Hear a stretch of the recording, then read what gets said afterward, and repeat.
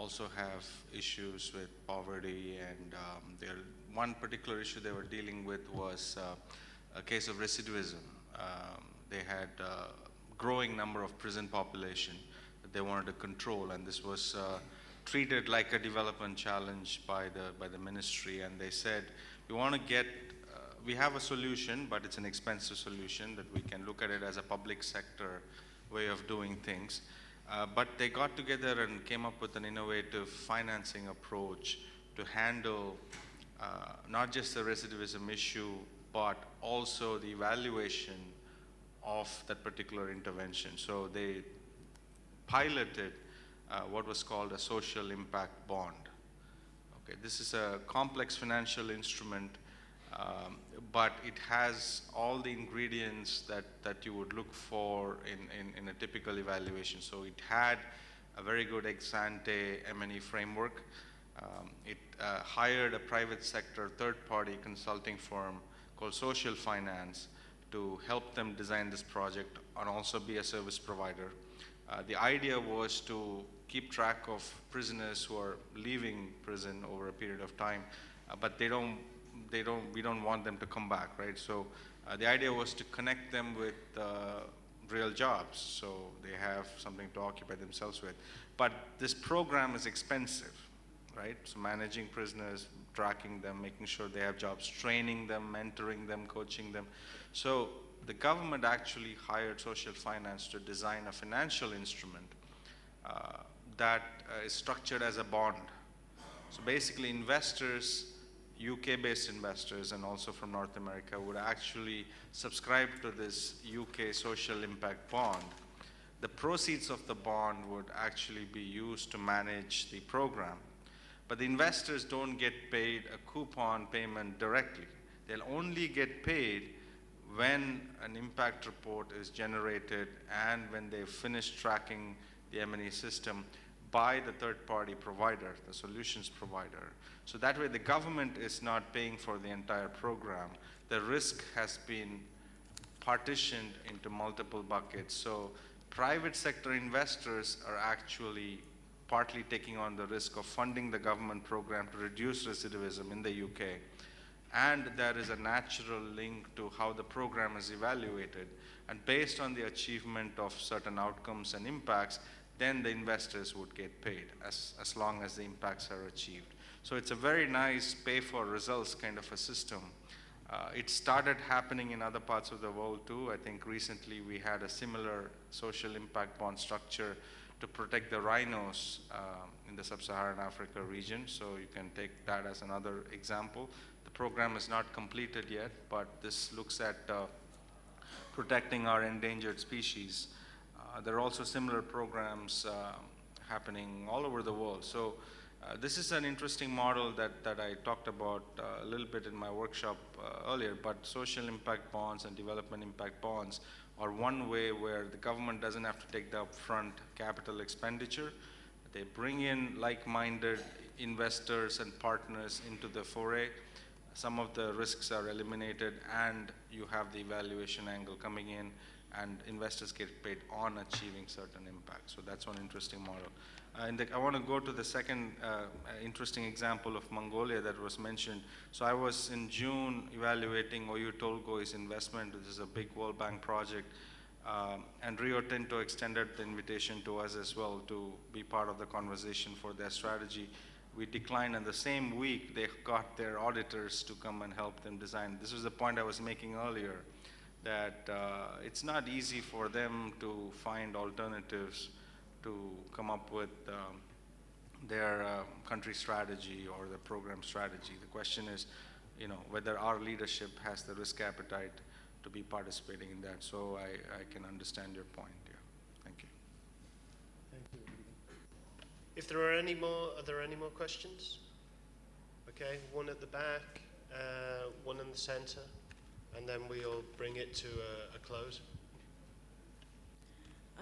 And thank you very much for the presenter on presenting various case studies. I'd like to also add another aspect that we need to consider while partnering with private sector, especially the government, because now we are talking about achieving SDGs like the big government program partnering with private sector. So in that context, like I just like to have one insight, like the country that I'm engaged in, there is also a political dimension where the private sector will be engaged, for example. So there are private sectors, the big private sectors, the big names which are engaged with the political parties, right? So there is also a big like risk or kind of resistance from the government that whether we should be engaged with that private sectors which are linked with certain kind of political groups, for example. That is one aspect. Even though the private sector are so keen, they have their corporate social responsibility to contribute to the development issues, but there are some, as my colleague mentioned, that there are some issues within our organization, like a very complex due diligence process, where like we are asked, like there was an issue, like we had a fact-finding mission, and our headquarters said that you should not be doing any partnership with this list of private sector. So that kind of guide, even though they are willing to support in SDGs, but that kind of instructions or kind of linking with the political issues, that is a kind of challenge for developing countries where we are struggling to get a resource, but at the same time, a lot of complexities around who is engaged with which team. So that's the kind of big challenge that I see, and there is a dilemma. That's why government is always resistant to build a strong partnership with big program. Small program is okay, like projects we engage in small partnership, that's fine. But for big program, that's a big challenge, the political dimension of it, yeah.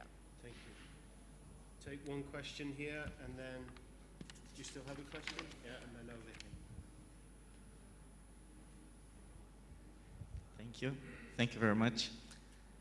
Actually, I have a kind of question and concern about the how we can better engage private sector partnership and having the balance between due diligence process and also the decision-making process.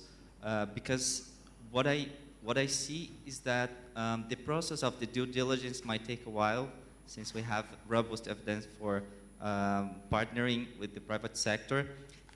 At the same time, it seems for me that apart from the institutional and the reputational risk that the institution has to consider, there is also an individual decision making process. And I feel like some of the decision makers, they look for some backup, some kind of support from other levels so they can have a confident decision about partnering with the private sector. So I was wondering, even when we speak about evaluation, I think it becomes even more sensitive because after all, evaluation will be challenged by someone at some point. So I think it's also critical to think about the individual level when it comes to people to decide about partnering with private sector. So I would like to hear from you. What do you think about this balance between the due diligence process that might take a while and also how it can make people that have to take decisions more comfortable about taking decisions on partnering with the private sector? Thank you. Final question.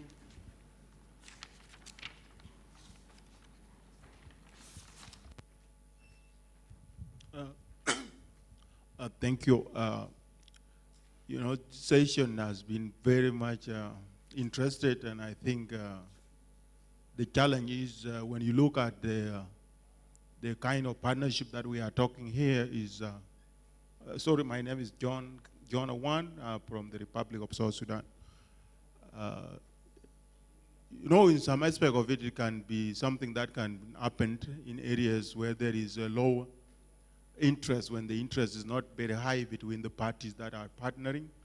But when you are looking at the issues of environment, especially in the natural resources area like the oil extractions, it will be difficult because the private sector, as it has been discussed, the interests and the objectives is totally different when it comes to the areas of environment.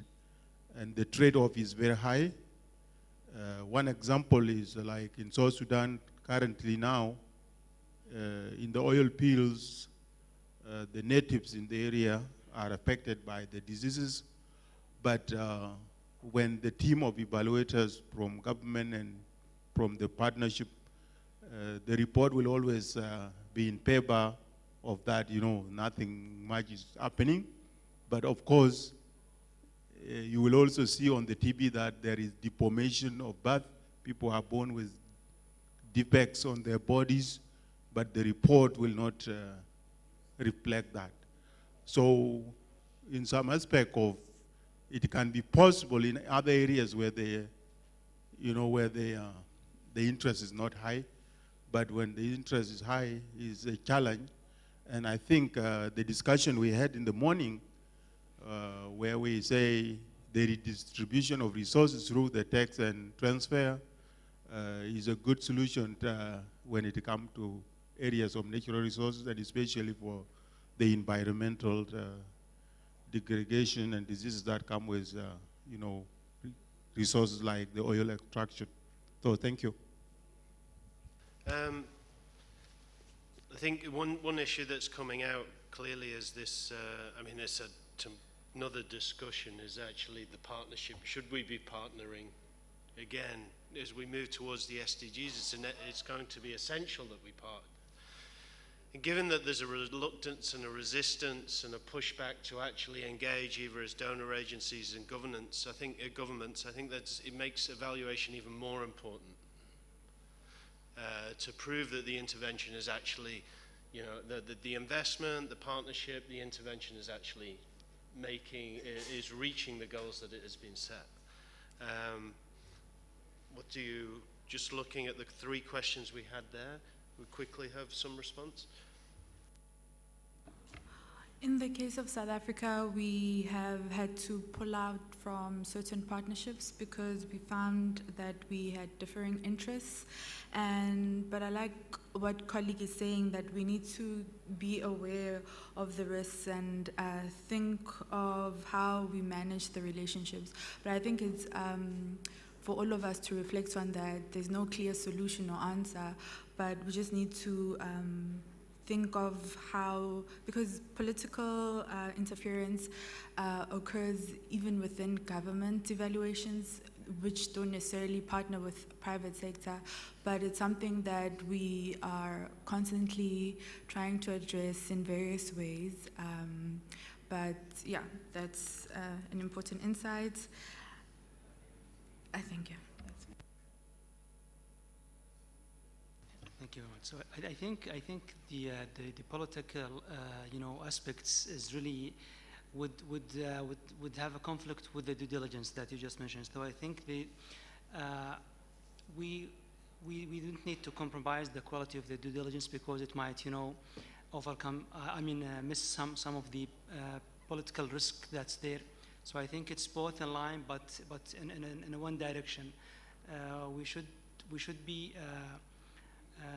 take care of all the political aspects that might be there, which will risk, the investment, and we need always to keep the highest standard of due diligence, regardless of the time. I think usually it's not that long, but I don't know how you define it takes time. I don't know what's the time frame that you have in mind, but both should be in one direction to minimize the risk of our investments.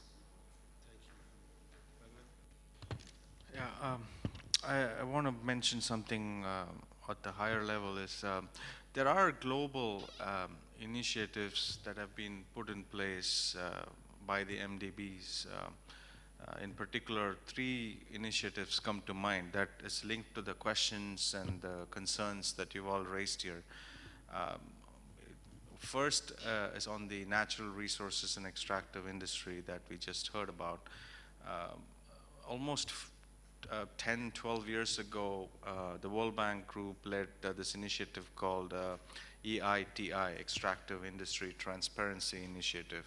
This is a global initiative where many public and private sector entities have signed up to primarily to address this particular problem that we just heard from our gentleman from South Sudan, that when these private sector agencies engaged in developing economies for the natural resources sector, by signing as a signatory to EITI, they've basically made a very strong commitment. It's very close to being a legally binding agreement where it's not just about committing capital to these economies, but also ensuring that there is a revenue management and environment and social effects management principles that's built into the project. And certain funds are actually set aside as part of the capital investment that if things go wrong, then there is an established protocol, established set of principles that get automatically triggered when the sponsor of the project is an EITI member. And our World Bank Group takes this very seriously. We have several systems and processes in place, especially when we deal with countries like South Sudan. We want to ensure that we want to bring in the best partner available for the extractive industry. So linking the EITI signatory with a clear government mandated revenue management program and an environment social management program would be one way to think about it when you look at it. The second global initiative in the financial sector, many of you may be working in microfinance and SME banking or women's entrepreneurship. So one of the global initiatives that has been around again for a decade that you may or may not be aware of is the Equator Principles. So we have almost close to 800 financial institutions around the world who signed up to this global initiative movement called Equator Principles, where essentially they want to ensure that their operations leave no one behind essentially, and that they are doing their business in a sustainable way. The third movement, it's fairly new, is called the Impact Principles. So the World Bank Group set up, along with IFC, we set up something called the Impact Principles, which is completely aligned with the SDGs, where again we have 63 large institutional investors who manage close to, I would say about $600 billion of private capital. 63 investors have become signatories. This was signed in June of this year. And these investors have committed to put most, if not all, of their capital, we're talking about $600 billion here, over the next 10 years to committing to the SDGs. So I want to leave you with those three thoughts that by sector, if you look at it, EITI for the extractive industry, Equator Principles for the financial sector, and Impact Principles for the SDGs. These are three global initiatives that all government agencies should look into and tap onto and work with different stakeholders, not just the MDBs, but also the private sector in, in their aspirations, right? So I would leave with that thought. Just before we conclude, I'd like to address the cost. I mean, the problem with some of the conference like this is we're somehow preaching to the converted. We're talking about evaluation. We all agree. We're all in the same boat. We have some problems. The issue that we face is that often we get pushback because it's expensive, because is it necessary, is it the position we take within UNDP that we've pushed for and we still haven't reached is that it's not wrong to ask for 1% from a $5 billion organization in order to ensure that it's meeting its commitments of being transparent, accountable, and a learning-based organization.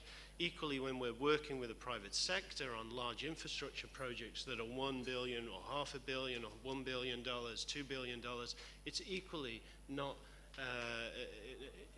incorrect to ask for funding to evaluate those correctly. And given that we're using public funds mostly, or we're borrowing private sector funds to invest on behalf of the public, then it's equally important that we do evaluate those projects correctly. So I think maybe I'm pontificating enough, but thank you all for your questions, and especially thank you for the panel for answering your questions and presenting today. Thank you very much.